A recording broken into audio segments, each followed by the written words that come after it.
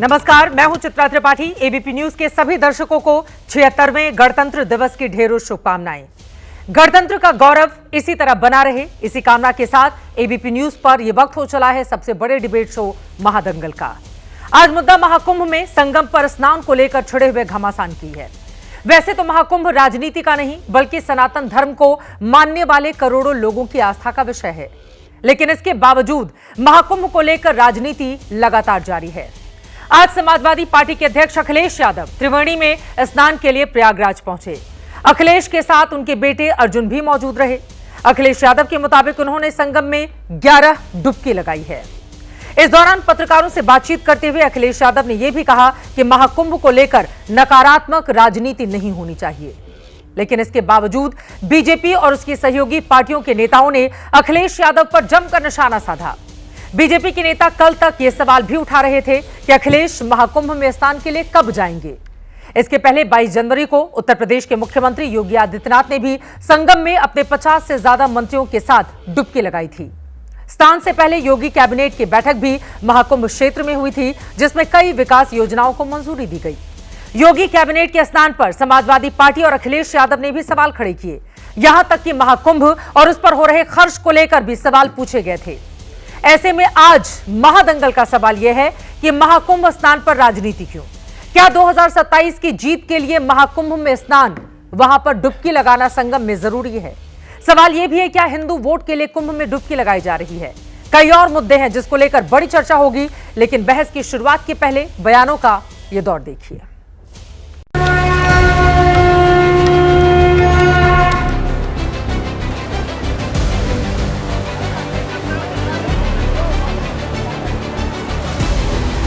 जिस स्थान पर संगम है, 3 नदियां मिलती हैं।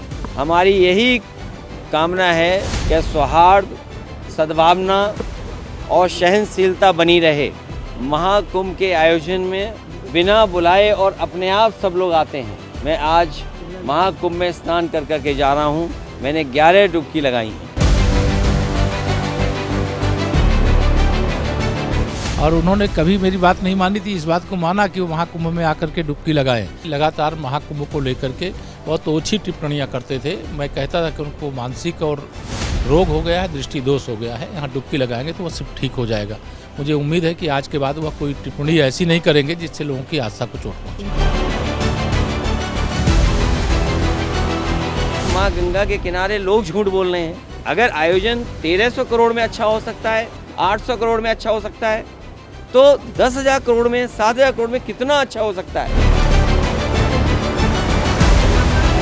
मैं तो बधाई दूंगा कि कम से कम सलाहकार बदल लिया। नहीं तो शकुनी मामा थे तो रोज उल्टा ही होता था। आज कम से कम लगता है कि क्रिस जैसे सलाहकार कोई मिल गया है।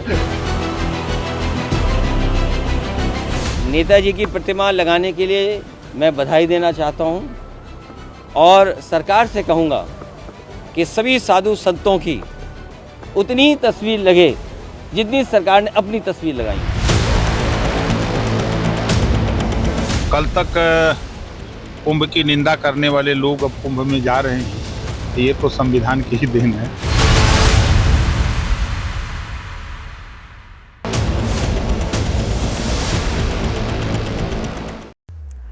तो योगी के बाद अखिलेश स्नान पर कलेश, इस मुद्दे को लेकर बड़ी चर्चा महादंगल में करने वाले हैं। खास मेहमानों की मौजूदगी है, उनका तारुफ परिचय आपसे करवा देती हूं। प्रदीप भंडारी जी, राष्ट्रीय प्रवक्ता भारतीय जनता पार्टी के स्टूडियो में हमारे साथ आ चुके हैं। आशुतोष वर्मा जी, प्रवक्ता समाजवादी पार्टी के हमारे साथ मौजूद हैं।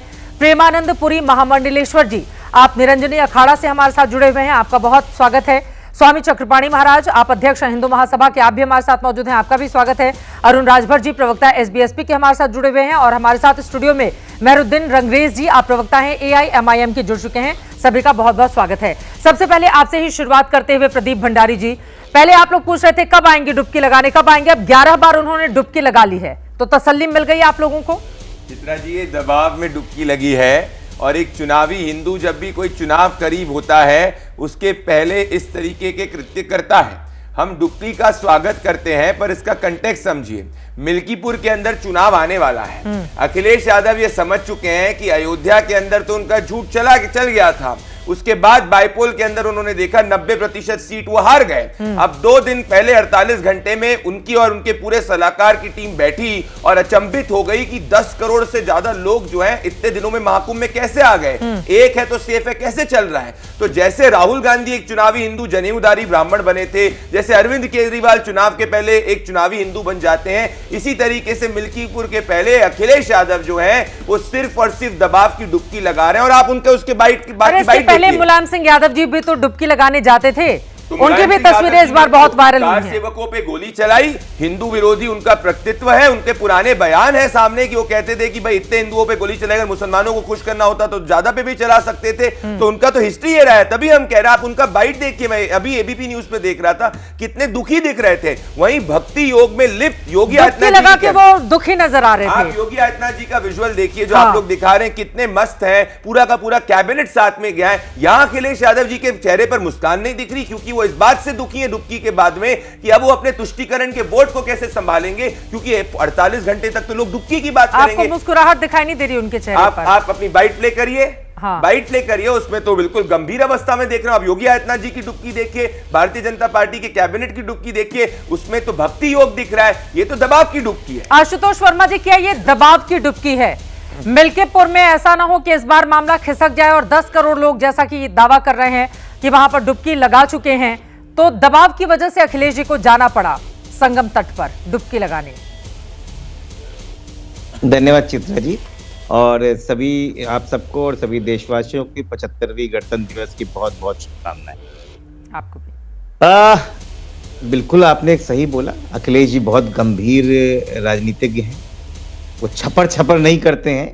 गंगा में जाते हैं तो गंगा में जिस प्रकार से डुबकी लगाई जाती है, जिस प्रकार से आस्था की डुबकी लगाई जाती है, वो आपके विजुअल्स में दिख रहा है। और योगी कैबिनेट क्या कर रही थी पानी में, वो भी सबको दिख रहा है। तो ये बातें ना करें, आपके मुंह से शोभा नहीं देती है। जहां तक अखिलेश जी की बात है, तो चित्रा जी आपने बिल्कुल सही बोला। पंडित जवाहरलाल नेहरू से लेके इंदिरा गांधी तक, जयप्रकाश नारायण से लेके अटल बिहारी वाजपेयी तक, सोनिया गांधी से लेके नरेंद्र मोदी तक, मुलायम सिंह यादव से लेके अखिलेश यादव तक, इस देश में सभी राजनेताओं ने कुंभ में जाके डुबकी लगाई। इसमें कोई राजनीति नहीं। और ये बहुत पुरानी किस्से भी हैं कि कुंभ में किसी को बुलाया नहीं जाता है। कुंभ में सब लोग अपनी निजी आस्था से आते हैं, अपने हिसाब से आते हैं। इनको इतिहास के बारे में पता नहीं। मदन मोहन मालवीय जी के पास अंग्रेज के वायसराय खड़े हुए थे और इतनी भीड़ देख के जब संगम के तट पे वो घबरा गए कि इतनी भीड़ क्यों आई है, इसमें तो आप जैसा गरीब देश बिक जाता होगा इसकी व्यवस्थाओं में। तो मदन मोहन मालवीय जी ने अपनी जेब से 2 रुपए का एक कैलेंडर निकाला और कहा 2 रुपए में सब काम हो जाता है। तो कहते कैसे? कहते इसमें तारीख लिखी हुई है और यहाँ किसी को बुलाया नहीं जाता है। लोग स्वतः करोड़ों लोग अपने आप आते हैं। तो ये कुंभ की आस्था है। तो भारतीय जनता पार्टी असल में धर्म की राजनीति करती है। ठीक है, हम राजनीति हमारा धर्म है। इतना अंतर है खाली। प्रदीप भंडारी जी हाथ उठा रहे हैं, लेकिन 10 सेकंड का एक और जवाब चाहूंगी, उसके बाद मैं बाकी जो महाराज जी हमारे साथ जुड़े हुए उनके पास जाऊंगी। अब योगी कैबिनेट पानी में छपर कर रही है, इससे आपको आपत्ति है? ये अखिलेश यादव बाइट देते समय मुस्कुरा क्यों नहीं रहे हैं, उससे प्रदीप भंडारी को आपत्ति है? मतलब आपत्ति जताने के लिए अब बस यही रह गया है। नहीं, चित्रा जी, हमको आपत्ति नहीं है। अब छपर क्यों कर दिया उन्होंने? नहीं, पानी है, थोड़ा देखिए, दिल बच्चा बन जाता है पानी में जाकर। योगी कैबिनेट उसी तरह से मुस्कुराते हुए छपर करते हुए नजर आ रहे थे आशुतोष जी। नहीं। हाँ चित्रा जी, ये बात भारतीय जनता पार्टी की प्रवक्ता ने उठाई, हमने तो नहीं उठाई। जब हमसे पूछा गया तब हमने जवाब दिया। और प्रयागराज की जनता ने 2024 में समाजवादी पार्टी इंडिया गठबंधन को जिताया है। तो प्रयागराज से लेकर अयोध्या तक ये सारी जनता समाजवादी पार्टी इंडिया गठबंधन की दीवानी है। ठीक है, आप जल्दी से जवाब दे दीजिए, उसके बाद हर तरीके से। आशुतोष जी के ज्ञान में वर्धन करना चाहता हूं। पीवी राजगोपाल जी की किताब है मैं नेहरू का साया, और उसमें मैं कोट करना चाहता हूं। ये लिखा है कि लाल बहादुर शास्त्री जी चाहते थे कुंभ के अंदर डुबकी लगाना और स्नान करने में, और नेहरू जी ने उनको मना कर दिया था। जाके किताब पढ़िए आशुतोष जी। पिछले दिनों का कंटेक्स्ट चित्रा जी है कि उन्होंने बिल्कुल सही कहा कि किसी को बुलाया नहीं जाता, पर इतने सारे लोग जब आ गए तो ये अचंभित हो गए कि सनातन यूनाइटेड कैसे हो गया, इनका पीडीएफ फ्लॉप हो गया। तभी आपके इसके मैंने तो कोई चुनाव के बारे में इन्हें कहा, इन्हें बोला भाई हम प्रयागराज के अंदर जीत रहे हैं, इसके बाद भी जीतेंगे। हम तो कह रहे हैं मिल्कीपुर का कॉन्टेक्स्ट, अगर मिल्कीपुर नहीं होता तो डुबकी भी नहीं लगाते। जल्दी से आशुतोष जी, उसके बाद बाकी लोगों के पास आऊंगी, जल्दी से। नहीं, देखिए प्रदीप भंडारी जी, आपको किताब पढ़ने की जरूरत है। हम इतिहास को जानते हैं। मैं स्वर्गीय लाल बहादुर शास्त्री के बारे में, आप गंगा जी के बारे में ना बताएं, इस देश को सबको पता है। कोट कर रहा जब हूं मैं वो किताब खत्म से। हुए थे तो उनकी अस्थियों को गंगा जी के सारी जगह पर पूर्व specific प्रधानमंत्री बताइए है इंदिरा कि गांधी जी नहीं? ने खुद डाला था, और उसपे एक बहुत बड़ी रैली हुई थी जो देश की बड़ी रैलियों में से गिनी जाती है। ठीक तो है। इतिहास हमको आप पढ़ने की जरूरत लाल नहीं बहादुर है, शास्त्री हमको जी पता ने है openly इतिहास कहा था, है। रही नेहरू बात जी ने ये उनको कि रोका था। राजनीति करिए, ये किताब धर्म में की लिखा है, राजनीति मत आशुतोष जी, मैं आपको भी कॉपी कीजिए। भेज धर्म दूंगा। की राजनीति मत कीजिए। आज भारतीय धर्म जनता की पार्टी राजनीति के मुंह इफ्तार वाली पे होती तमाचा है। पड़ा है, क्योंकि हम उनको एक है तो उम्मीद सेफे नहीं की थी बात करते कि हैं। माननीय अखिलेश यादव भी चले जाएंगे। और अब ये किस पे टारगेट 1954 का करेंगे? प्रयागराज का तो इसलिए महाकुंभ रह उनकी गया। राजनीति 800 से ज्यादा फ्लॉप हो लोगों गई की है। मृत्यु हुई थी जब नेहरू जी थे। तो कृपया नेहरू जी का एग्जाम्पल मत दीजिए, तुष्टीकरण के बादशाह है वो। चलिए ठीक है, अब आगे बढ़ते हुए बाकी लोगों को लेकर आऊंगी। राजनीतिक बयानबाजी तो चलती रहेगी। प्रेमानंद पुरी जी महाराज, सीधे आपके पास आते हुए, अखिलेश यादव ने डुबकी लगाई, उस पर बीजेपी तंज कस रही है। बीजेपी के नेता पहुंच गए कैबिनेट की मीटिंग करने के लिए, उस पर अखिलेश यादव की पार्टी ने तंज कसा है। कुंभ को लेकर ये जो सियासत हो रही है, महामंडलेश्वर होने के नाते कैसे देखते हैं आप इसे? चित्रा जी, सबसे पहले तो मैं हमारी डिबेट में जितने लोग बैठे हैं और पूरे देश के जितने भी भारतवर्षी हैं, देश में विदेश में, सबको मैं गणतंत्र दिवस की शुभकामनाएं देता हूं। और महाकुंभ से, मां गंगा की गोद से उनके लिए जो आज हमने यज्ञ हवन पूजन किया है, भगवान उनको सबको स्वस्थ रखे। दूसरी बात मैं चित्रा जी ये कहूँगा कि अखिलेश जी ने डुबकी गिन के लगाई हैं। मुझे लगता है कि एक एक पाप के अनुसार एक एक डुबकी है। 101 भी लगाते तो भी डुबकी कम पड़ती, मुझे तो ये लगता है। क्योंकि ये कुंभ महापर्व है, ये सनातन संस्कृति का सबसे बड़ा पर्व है। इस पर किसी भी व्यक्ति को, किसी भी नेता को बोलने का अधिकार भगवान ने नहीं दिया है। क्योंकि ये सनातनियों की आस्था का एक सैलाब है, जो हम सनातनियों को बिना बुलाए, बिना बताए, हम एक पंचांग में एक तिथि लिखते हैं, उस तिथि से सबको मालूम पड़ जाता है कुंभ है, और सारे के सारे लोग यहाँ आते हैं। नहीं, आपको तो ऐसा ये क्यों लग रहा है कि पाप धुलने के लिए वो 101 बार भी डुबकी लगाते तो कम पड़ जाता? आप इस तरह से क्यों बोल रहे हैं? देखिए आपको मालूम है कि उनके पिताश्री ने राम भक्तों पर गोलियां चलाई, और अखिलेश जी ने अपने कार्यकर्ताओं के साथ उनकी मूर्ति यहाँ कुंभ क्षेत्र में भेज दी है। मुझे लगता है कि पिताजी के पाप धुल जाएं, इस गंगा में वो बैठे रहें मूर्ति के माध्यम से। क्योंकि हमारे हिंदू धर्म में जो लोग दिवंगत हो जाते हैं या स्वर्गवासी हो जाते हैं, उनके लिए हमको बोलने का अधिकार नहीं है, ना बोलना चाहिए। परंतु मैं, अखिलेश जब ऐसी बातें करते हैं तो मैं उनको कहता हूँ कि आप इतने अच्छे व्यक्ति हैं, इतने अच्छे राजनेता हैं, फिर आप ऐसी बातें क्यों करते हैं? और आपके पिता के जो मैंने चाहिए दुष्कर्म के, मैं कर्म तो नहीं, दुष्कर्म ही कहूँगा मैं, जो राम भक्तों पर गोलियां चलाई। और अखिलेश जी के शासन में जब 13 में यहाँ महाकुंभ हुआ था, उस समय इन्होंने जानबूझकर मियां आजम खान को प्रभारी मंत्री बनाया, जावेद उस्मानी को चीफ सेक्रेटरी बनाया, और स्थिति ये थी, ये मौनी अमावस्या आ रही है, उस दिन हमारे नलों में पानी तक नहीं था। देखिए मैं एक बात कहता हूँ, ये हिंदू राष्ट्र है, इसमें कहाँ हिंदू राष्ट्र है? हिंदुस्तान में अगर रहना है तो वंदे मातरम कहना है। कहाँ हिंदू? हम सेक्युलर देश में रहते हैं। अब हम उसी की ओर तो जा रहे हैं।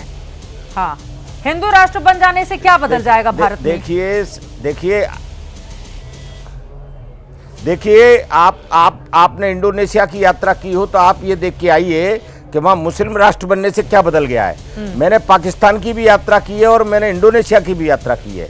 तो वहाँ जाके आप देखेंगे कि हिंदू कितना बांग्लादेश में ही आप देख लीजिए कितना अत्याचार हो रहा है। मुस्लिम कंट्री होने से वहाँ कितने अत्याचार हो रहे हैं हिंदुओं पर।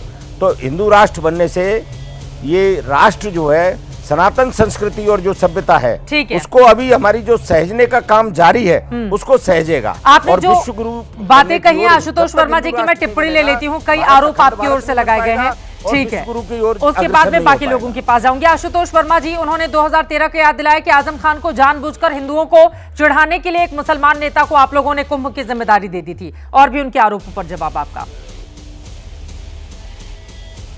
देखिए चित्रा जी, मैं नहीं चाहता कि ये महामंडलेश्वर कहाँ के हैं, उनके कितना ज्ञान है। लेकिन इतना जरूर जानता हूं कि किसी धर्म के व्यक्ति को देख के किसी को अगर कुंभ के बनाना है, कुंभ का मतलब ही होता है कि सनातन धर्म की व्यवस्था की जाए।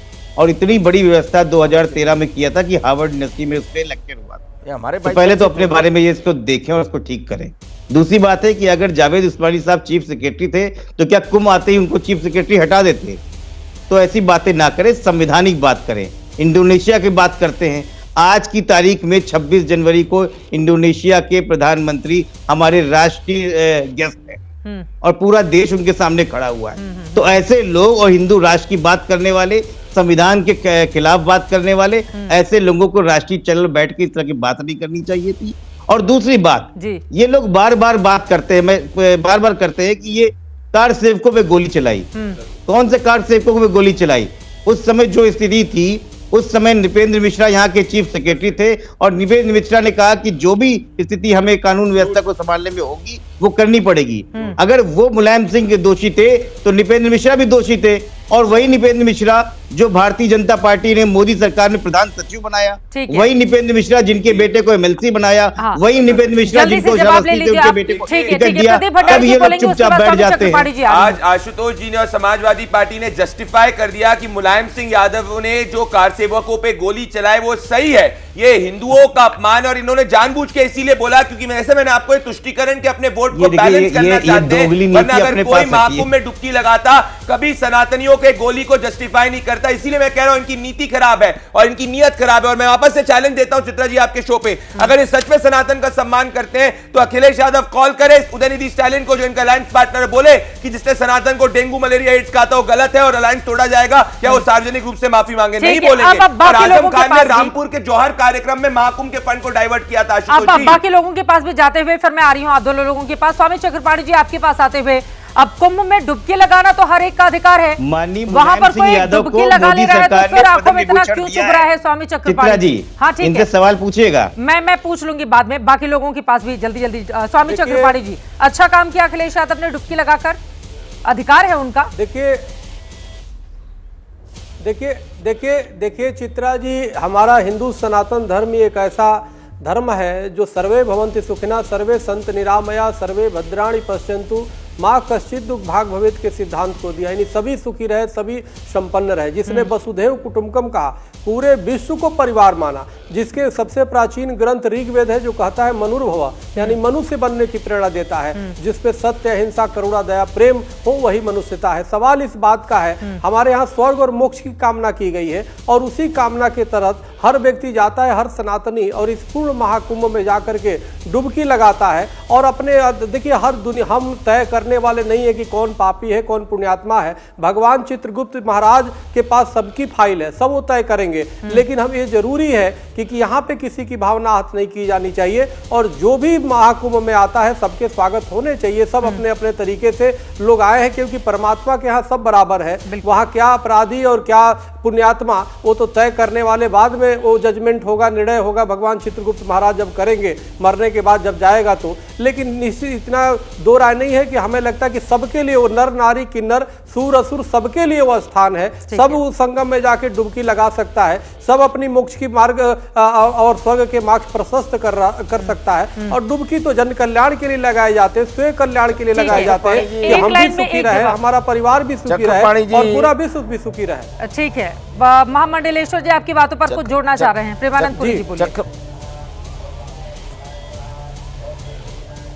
मैं चक्रपाणी जी की बात से सहमत हूं, पर इनको एक बात का अवश्य ध्यान रखना चाहिए कि कुंभ में जो लोग आए वो अन्य श्रद्धालुओं की तरह आए, श्रद्धावान होके आए, राजनीति करके ना आए। पहले अपना नाम 5-6 दिन राजनीति में चलाते हैं, फिर कुंभ में आके स्नान करते हैं, और स्नान भी इसलिए करते हैं, गिन के करते हैं, अपनी गिनती को जनता को बताते हैं कि मैंने 11 डुबकी लगाई। अरे भाई, आपने डुबकी लगाई तो जनता को बताने की क्या जरूरत है? आप अपने मन को शुद्ध करिए, अपने तन को शुद्ध करिए, अपने पूर्वजों की जो यात्रा है उसको शुद्ध करिए और अपने आगे आने वाली पीढ़ी को शुद्ध करिए।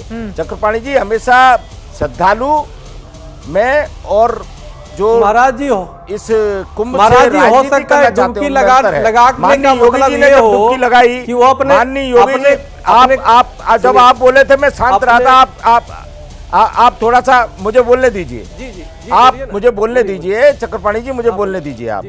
हाँ, आप बोलने दीजिए। जब माननीय मुख्यमंत्री जी ने यहाँ डुबकी लगाई तो यहाँ बहुत सारे निर्णय हुए। वहाँ पुल का निर्णय हुआ, रेल ये यात्रा मार्ग जोड़ने का रामबत भवन का निर्णय हुआ, मेडिकल कॉलेज जोड़ने का खोलने का निर्णय हुआ, तो भी लोगों ने टिप्पणियां चालू कर दी कि यहाँ से। अब मैं इन सब लोगों से ये पूछता हूँ कि माननीय मुख्यमंत्री जी ने जो ये घोषणाएं की उससे उनको लाभ तो है नहीं, परंतु इस कुंभ में वो आए कैबिनेट करने, तो लोगों को मालूम नहीं है ये मौनी अमावस्या का जो पर्व है, ये चित्रा जी विश्व का सबसे बड़ा आध्यात्मिक सनातनियों का पर्व है जी। और ये नगर जो है विश्व का सबसे बड़ा नगर बनने जा रहा है एक दिन। तो उस नगर की चिंता को लेकर कि जिस शहर की आबादी 20 लाख की है वहाँ 10 करोड़ लोग आ जाएंगे, तो सरकार महाकुंभ को 10,000 करोड़ का बजट और दे। बोल तो रहे हैं अखिलेश यादव जी, वो कह रहे हैं सरकार महाकुंभ को 10,000 करोड़ का और बजट दे। देखिए, अखिलेश यादव जी के बोलने से कुछ नहीं होता। ये बोलना एक अलग बात है, पर ग्राउंड पर वर्क करना एक अलग बात है। आपको चित्रा जी मैं एक बात बता दूं, आप अभी कुंभ अगर नहीं आई हो तो मैं आपका स्वागत करता हूं। आप आए, आपको मैं एक बात बता दूं कि ये मालूम नहीं है कि आप आइए, अर्जी वाले हनुमान के कैंप में आपका स्वागत है और मैं आपको अखाड़े दिखाऊंगा। मैं आपको ऐसी ऐसी बातें बताऊंगा क्योंकि मेरा चार बार के कुंभ से सरकार के साथ समन्वय का अनुभव है। कितना व्यक्ति कौन से रूट से आएगा, कितने खालसे के कितने लोग आएंगे, कितने खालसे के कितने डिवोटी हैं। अगर इन व्यवस्थाओं को, अब पिछली बार के 13 के कुंभ में क्या था, फाइलें यहाँ साइन होती थी, मियाँ जो है वो प्रभारी मंत्री था, 2 दिन फाइल रख के बैठ जाता था। ये सब बातें होने से जो दस्तखत होते थे समझ में आ गई। लेकिन आपने कहा कि 4 बार के कुंभ से लगातार आप, ठीक है, आपकी बात समझ में आ गई। चूंकि चक्रपाणी जी की बातों पर आपने ये बात जोड़ी थी, उनका मैं जवाब ले लेती हूँ, उसके बाद मैं बाकी लोगों के पास जाऊंगी। स्वामी चक्रपाणी जी, देखिए, हमें लगता है कि राजनीतिक पार्टियां जो है पक्ष विपक्ष होती हैं, वो तो अपना हर जगह करे, लेकिन हमें लगता है कि संतों को इस पक्ष विपक्ष पे नहीं पड़ना चाहिए। हमें धर्म के कार्य करना चाहिए। जो भी आएगा वहां पे आकर के अपनी कल्याण के लिए डुबकी लगाएगा, उसमें हमें लगता है कि ज़्यादा हमें टीका टिप्पणी करने की कोई खास आवश्यकता नहीं होती। हमें हमारे लिए पक्ष और विपक्ष सबको बराबर दृष्टि से देखना चाहिए, क्योंकि वहाँ पे आने वाला हर एक व्यक्ति माँ गंगा का भक्त है, वहाँ पे सनातनी है।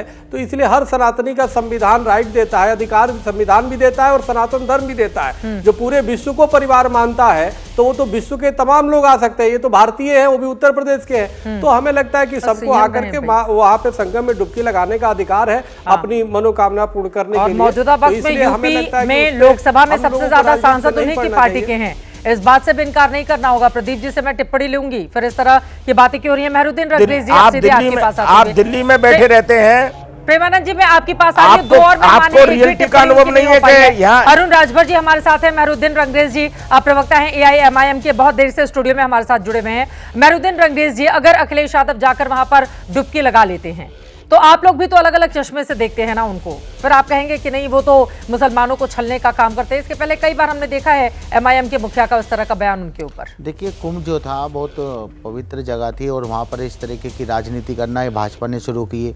उसी के बाद हिंदू और हिंदुत्व की जो राजनीति भाजपा लगातार करती रहती है, उसी पिच पे जो है बैटिंग करने का काम अब अखिलेश यादव ने किया। अखिलेश यादव भी वहाँ पर पहुँच गए तुष्टीकरण की राजनीति करने के लिए, क्योंकि वो जो समझ रहे थे मुसलमान तो वोट उनको मिलता ही है, और मुसलमानों के हक और हकूक़ की बात जब आती है तो ये लोग सब पीछे हो जाते हैं, उनसे दरकिनार कर देते हैं उनको। और जिस तरीके की राजनीति आज हम देख रहे हैं, अरे पहले इफ्तार पार्टी तो वो करते ही थे ना, आज कुंभ में डुबकी लगा लिए तो फिर इतनी तीखी आलोचना। नहीं, इफ्तार पार्टी तो बिल्कुल बंद कर दी जब से भाजपा ने तुष्टीकरण की राजनीति, हिंदू और हिंदुत्व की राजनीति करी। तो उसी के एंगल पर, उसी के पैटर्न पर काम करना सेकुलर, जो सो कॉल्ड सेकुलर पार्टियां हैं, उन्होंने क्या किया, इफ्तार पार्टी बंद कर दी, हज की सब्सिडी खत्म कर दी, मुसलमानों का जो स्कॉलरशिप थी वो कम कर दिया गया। तो जिस तरीके से आज राजनीति हो रही है वो पूरे 100% और पूरे भारत को लेके चलने वाली बात नहीं हो रही।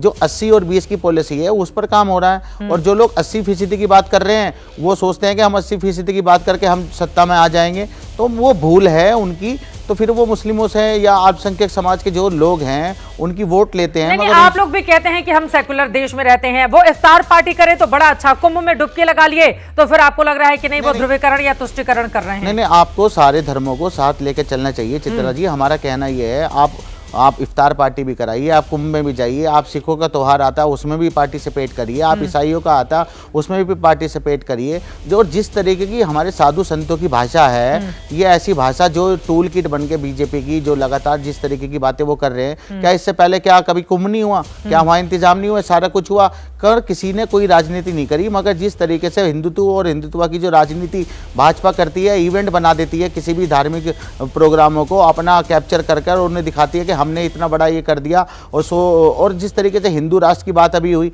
अगर मैं अभी कहूँ यहाँ मुस्लिम राष्ट्र है तो मेरे पास तो FIR हो जाएगी। एक ने अमृतपाल जी थे, उन्होंने कहा कि खालिस्तान बनेगा, वो आज बेचारे जेल में हैं। तो ये हिंदू राष्ट्र, बिल्कुल हिंदू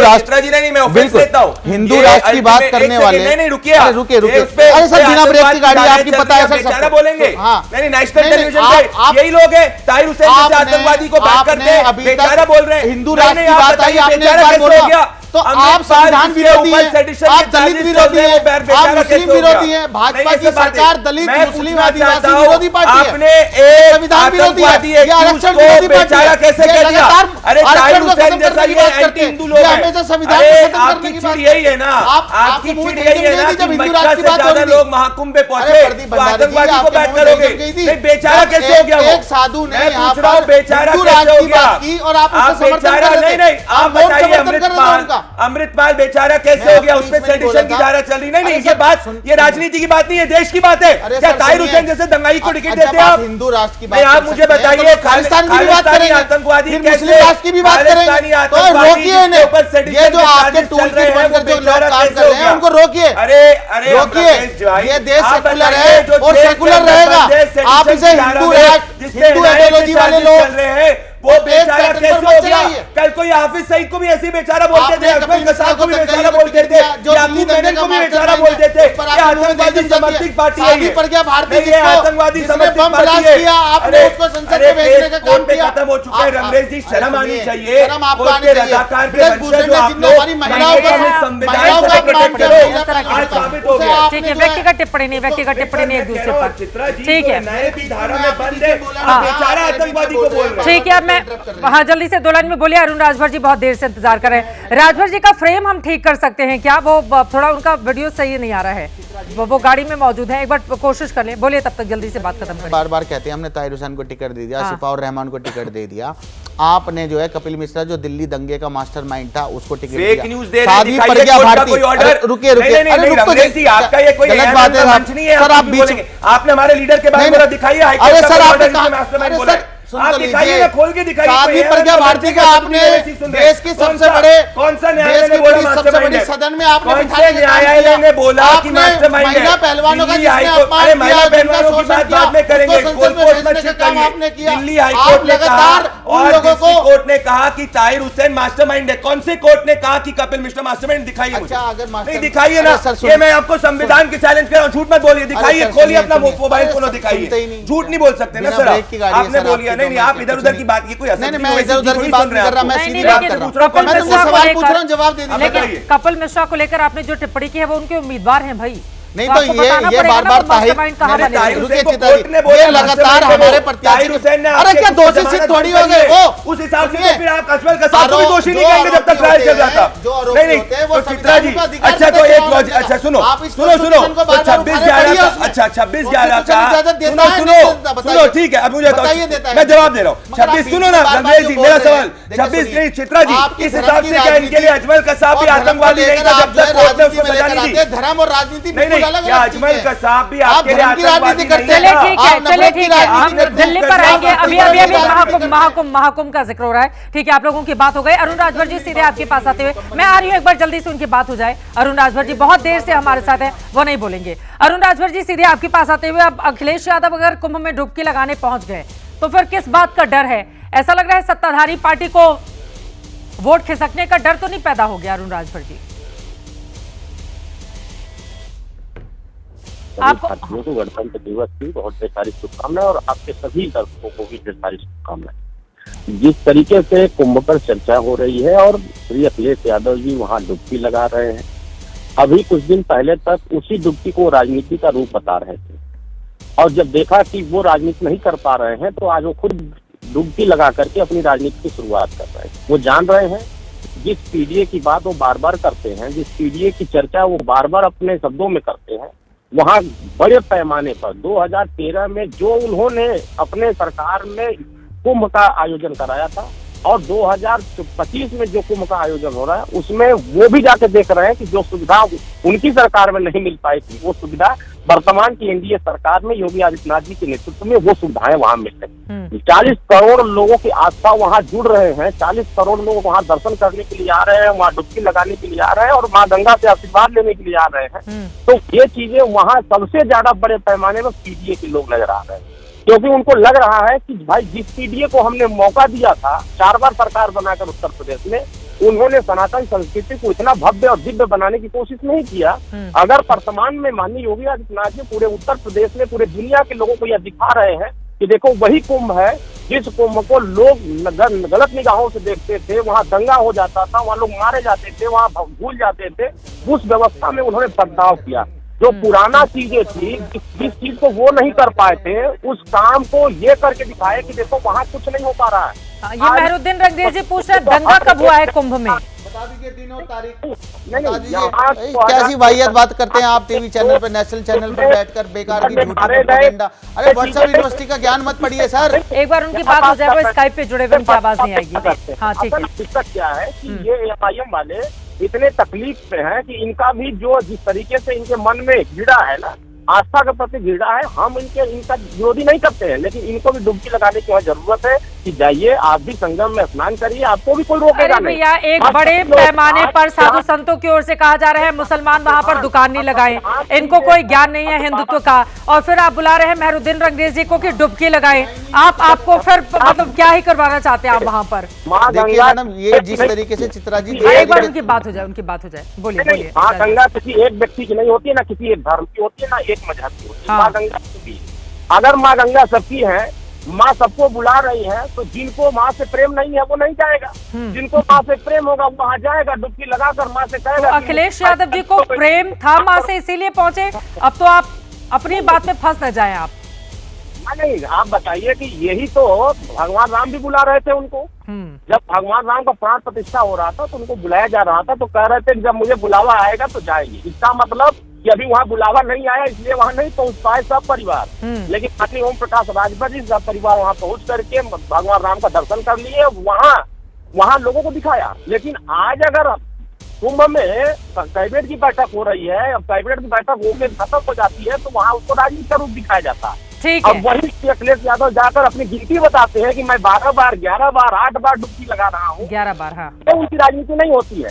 अगर वो 11 बार करते हैं तो वो राजनीति नहीं होती है। और कैबिनेट की बैठक करके पूरे कुंभ की व्यवस्थाओं को बेहतर करने के लिए और वहाँ देश में तमाम योजनाओं को वहाँ उतारने के लिए, तमाम इंफ्रास्ट्रक्चर वहाँ बनाने के लिए जो बात होती है वो उनको तकलीफ। ये बड़ी बात आपकी ओर से कही गई है, इसका मैं जवाब लूंगी। ठीक है, ये बड़ी बात आपकी ओर से कही गई है कि कैबिनेट की बैठक होती है और योजनाओं का ऐलान किया जाता है, तो फिर इस तरह की टिप्पणी क्यों आती है राजनीतिक? मुझे लग रहा है प्रदीप भंडारी जी, सीधा आप गेंद आपके पाले में कि 10,000 करोड़ और दीजिए, और साधु संत जो अपने खर्चे से वहां पर तमाम चीजों में लगा रहे हैं पैसा, वो भी सरकार ही वहन करे। चित्रा जी, एक अगर एबीपी न्यूज क्योंकि सर्विस के लिए जाना जाता है, अगर एबीपी न्यूज आज हमारे साधु संतों के बीच में पोल करेगा तो मैं आपको लिख के दे रहा हूँ, केजरीवाल गारंटी नहीं दे रहा हूँ, जेन्युइन गारंटी दे रहा हूँ कि 70% से ज्यादा, 80% से ज्यादा साधु संत कहेंगे कि जो 2025 में महाकुंभ योगी आदित्यनाथ जी, भारतीय जनता पार्टी, नरेंद्र मोदी जी की सरकार के अंदर हो रहा है, वो अखिलेश यादव के अव्यवस्था से 100 गुना बेहतर है। उस वक्त तो रामपुर के जौहर कार्यक्रम में आजम खान जो भारत माता को डायन कहते थे, उन्होंने फंड्स जो है अपने रामपुर के अंदर डाइवर्ट कर दिए थे, 60% व्यवस्थाएं पूरी नहीं हुई थी और 36 लोगों की मृत्यु हुई थी। तो अखिलेश यादव क्या बात कर रहे हैं? वो कह रहे हैं कि हार्वर्ड यूनिवर्सिटी तक में चर्चा हुई थी 2013 के महाकुंभ की। छोटी सी केस स्टडी से उससे क्या हो जाता है करके, पर क्या हार्वर्ड यूनिवर्सिटी का ऑफिशियल चीज था, और क्या हार्वर्ड से डिसाइड होगा कि लोग, जनता से डिसाइड होगा, साधु संतों से डिसाइड होगा? साधु संतों से आप पूछ लीजिए, क्या आजम खान अच्छा महाकुंभ करा सकते हैं कि योगी आदित्यनाथ? आशुतोष वर्मा जी जवाब दीजिए इनके आरोपों पर। वो कह रहे हैं छोटी सी स्टडी को आप लोग जितना अपनी बड़ी कामयाबी बताते हैं। जी बोलिए। जी ये सुनिए। देखिए, हम लोग दूर से आए हैं, तो ये व्यवस्था होना चाहिए जो कम से कम हमारे लिए कुछ तो व्यवस्था होना चाहिए, जैसे शीत न लगे, हवा न लगे। हमारे लिए कोई 10 करोड़ लोगों में से एक व्यक्ति आशुतोष जी को मिला जो 0.000000001% ऑफ द सैंपल नहीं है। आशुतोष जी वाह, आगे देखते रहिए, आशुतोष जी वाह, मतलब देखिए आगे देखते रहिए। 10 करोड़ इतनी, आशुतोष जी 10 करोड़ लोग जा चुके हैं, उसमें से आपने एक जो है एक वीडियो आपको मिला सैंपलिंग कर रहे हैं, तभी आपको कहते हैं आपकी जो हार्वर्ड वाली स्टडी भी ऐसी हो गई है। वाह आशुतोष जी वाह। ठीक है, एक बार सुन लेते हैं। चाय हम लोग खरीद के पिए हैं, लगे रहिए 2027 में इसी तरीके से पोजीशन में बैठे। हमारे लिए कुछ रात भर ऐसे खुले आसमान में नीचे, आसमान में कल भी थे और आज भी है। देखिए ये थोड़ा हो गया, बड़ी व्यवस्था। हाँ यही हम भी दुखी हैं जो कम से कम सर्दी में होना मैं चित्रा जी से पूछ रहा हूँ, ये 2013 के घोटाले की बात तो नहीं करेंगे जहाँ 36 लोग की मृत्यु हुई थी। हमारे उसमें तो महाकुंभ के अंदर ये प्रे कर रहे थे कि जो फायर इंसिडेंट हुआ था उसके अंदर कुछ दिक्कतें हो जाए जिससे अरे पॉलिटिकल एडवांटेज ये ले ले। जवाब ले लेते हैं आशुतोष जी, आप बयान, ये बहुत वायरल बयान है, ठीक है, इन महिला का बहुत वायरल है और ये कह रहे हैं कि 10 करोड़ लोगों में एक ही ये महिला को उठाकर और लगातार आप लोग वायरल। आप जवाब ले लेते हैं। नहीं चित्रा जी, बोलिए चित्रा जी एक मिनट देखिए, आप जब मैं ये वीडियो सुना रहा था तो भारतीय जनता पार्टी के प्रवक्ता के चेहरे पे बेचैनी थी और वो उस वीडियो को नहीं सुनने देना चाह रहे थे। मैं किसी के ऊपर सवाल नहीं उठा रहा हूँ, इतना बड़ा प्रोग्राम है, कुछ व्यवस्था हो सकती, लेकिन ये कह देना कि फलाने की व्यवस्था बिल्कुल खराब थी और धमाके की व्यवस्था बहुत अच्छी है, ये कुंभ की आस्था के ऊपर सवाल है। और यही हम कहते हैं कि भारतीय जनता पार्टी विभाजनकारी राजनीति करती है। जिस कुंभ को 2013 में हार्वर्ड यूनिवर्सिटी ने प्रेजेंटेशन दिया था, मेरी बात पूरी होने दीजिए, मेरी बात पूरी होने दीजिए, बीच में मत बोलिए, मैं सबकी बात सुन रहा हूँ। जिस कुंभ के बारे में आप कभी जाइएगा हार्वर्ड यूनिवर्सिटी की साइट पे, वहां लिखा हुआ है Kumbh Mela mapping the ephemeral mega city 2030, 8 crore devotees have a mega festival in India. ये देश के गर्व का नाम है। आप जैसे लोग और आप जैसे नकारात्मक लोग देश में खाली नकारात्मक और नेगेटिव चीजों को तो आगे बढ़ाइए। हमने एक व्यवस्था करी 2013 में, जो हमारे संसाधन थे उससे हमने व्यवस्था करी कि विश्व की सबसे बड़ी यूनिवर्सिटी ने उस पर स्टडी करी और प्रशंसा करी। हम कहते हैं आप उससे 10 गुना अच्छी कीजिए, लेकिन आप किसी व्यवस्था को खराब कैसे कह सकते हैं? ये सवाल और ये वीडियो मैंने तब दिखाया जब आप जबरदस्ती उंगली उठा रहे हैं। कोई कह रहा है कि भाई वो मियां बना दिया किसी ने, कोई कह रहा है जावेद उस्मानी को बना दिया। आप व्यवस्था को देखिए, आज 10 किलोमीटर लोगों को चलना पड़ रहा है कि नहीं चलना पड़ रहा है। ये व्यवस्था 10,000 करोड़ रुपए मिलने के बावजूद ये है, 1-1 लाख रुपए का आप टेंट दे रहे हो कि नहीं दे रहे हो? 3 घंटे के लिए 10,000 का आप छोटा सा एक कमरा दे रहे हो कि नहीं दे रहे हो? आप व्यवस्था देखिए किससे वजह, आम आदमी कितना परेशान है और लगातार वीवीआईपी होने की वजह से आम जन कितना परेशान हो रहा है, ये मैं यहाँ नहीं बोलना चाहता हूँ, लेकिन आप लगातार मखौल उड़ाते हैं, आप समाजवादी पार्टी के ऊपर उंगली उठाते हैं और मैं बार बार बोलता हूँ नेताजी के ऊपर आप उंगली उठाते हैं, उस नेताजी के ऊपर जिसको मोदी सरकार ने ना समाजवादी पार्टी से मतलब ना अखिलेश यादव से मतलब, पर आप यहाँ कालनेमी बनकर डुबकी न लगाएं, आप डुबकी एक श्रद्धालु बनकर लगाएं, कालनेमी बनकर डुबकी न लगाएं। मेरा कहना है कि बात कुछ और हो, काम कुछ और हो, कहना कुछ और हो। नहीं, मैं कह रहा हूँ कि अगर इनकी नीति साफ है तो मैंने चित्रा जी कहा अगर ये सच्चे सनातनी है तो कहें जिनने सनातन को डेंगू मलेरिया एड्स का गलत है, कहें कि जो लाल बिहारी यादव ओम प्रकाश सिंह जिनने इनकी पार्टी से कहा कि आम आदमी मर जाएगा कुंभ में आपकी लगाने से हटाए उसको पार्टी से बुलाना चाहता हूं, फिरोज गंगा जिसने कहा लाल बिहारी यादव जिसने कहा ठीक है, अब उतने दूर नहीं जाते, अभी महाकुंभ पर ही रहते हैं, जल्दी से ठीक है। मेहरुद्दीन रंगरेज जी जल्दी से देखिए, जिस तरीके से कह रहे हैं कि महाकुंभ में हमने इतनी बड़ी तैयारी करी है तो आज वहाँ खुले में क्यों लोग सो रहे हैं इतनी सर्दी में? बुलाया जा रहा है, उन्होंने बुलाया अरुण राजभर जी ने, क्या ये डुबकी लगाई? देखिए, अरुण राजभर को कोई सीरियस नहीं लेता, उनकी बातें जितनी भी उन्होंने बातें करी, उन्होंने लगातार व्हाट्सएप यूनिवर्सिटी से पढ़कर जो उन्होंने जो भी वो रोजाना उनको IT सेल की तरफ से भेजा जाता है वो सब लोग बोलते हैं। तो जिस तरीके से इनका पैटर्न रहता है, इन्होंने कोई सुख सुविधाएं नहीं करी, ये दूसरों पे कोसना और हिंदुत्व की राजनीति, हिंदू करना, नफरत की राजनीति करना, यही इनकी पहचान बन गई है। काम की राजनीति इनको कोई पहचान नहीं है। आप ये बताइए, महिला अपराध में यूपी नंबर 1 पर क्यों है, गड्ढा मुक्त अपराध में नंबर 1, हत्याओं में नंबर 1, बलात्कार में नंबर 1। वर्षों से आप सत्ता में हैं, आप लगातार जो है वहाँ के लोगों को सुख सुविधा नहीं दे पाए। चलिए ठीक है, वक्त हमें इतने की इजाजत देता है। तमाम मेहमानों का बहुत धन्यवाद हमारे साथ महादंगल का हिस्सा बनने के लिए।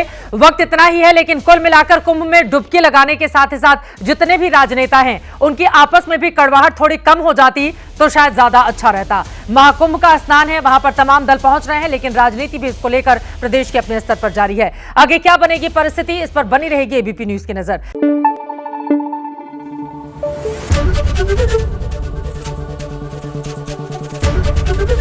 एबीपी न्यूज आपको रखे आगे।